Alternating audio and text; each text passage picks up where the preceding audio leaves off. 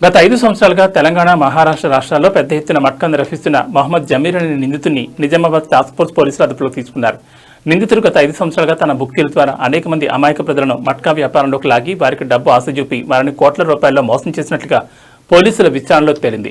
నిందితుడు మహారాష్ట్రలోని నాందేడ్, ధర్మాబాద్, బిలోలి, వర్ధా, అకోలా, అమరావతి ఇంకా అనేక ప్రాంతాల్లో మట్కా నిర్వాహకులతో తనకున్న సంబంధాల ద్వారా మట్కాలో ప్రతిరోజు విజేతలుగా రాబోయే నెంబర్లను తీసుకుని వాటిపై తన ఏజెంట్స్ మరియు బుక్కీల ద్వారా భారీ ఎత్తున బెట్టింగ్ చేసి కోట్ల రూపాయల లావాదేవీలు జరిపినట్లుగా పోలీసు విచారణలో తేలింది.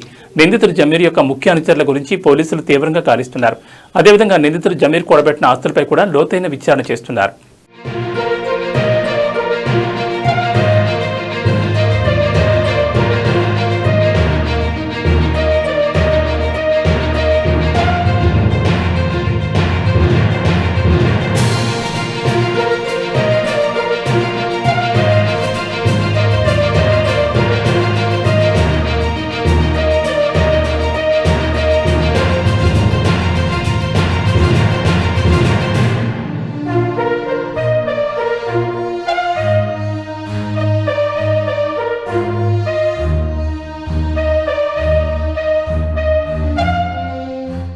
గత 5 సంవత్సరాలుగా తెలంగాణ, మహారాష్ట్ర రాష్ట్రాల్లో పెద్ద ఎత్తున మట్కా నిర్వహిస్తున్న మహమ్మద్ జమీర్ అనే నిందితుడిని నిజామాబాద్ టాస్క్ ఫోర్స్ పోలీసులు అదుపులోకి తీసుకున్నారు.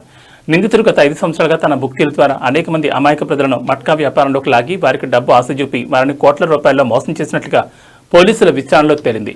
నిందితుడు మహారాష్ట్రలోని నాందేడ్, ధర్మాబాద్, బిలోలి, వర్ధా, అకోలా, అమరావతి ఇంకా అనేక ప్రాంతాల్లో మట్కా నిర్వాహకులతో తనకున్న సంబంధాల ద్వారా మట్కాలో ప్రతిరోజు విజేతలుగా రాబోయే నెంబర్లను తీసుకుని వాటిపై తన ఏజెంట్స్ మరియు బుక్కీల ద్వారా భారీ ఎత్తున బెట్టింగ్ చేసి కోట్ల రూపాయల లావాదేవీలు జరిపినట్లుగా పోలీసు విచారణలో తేలింది.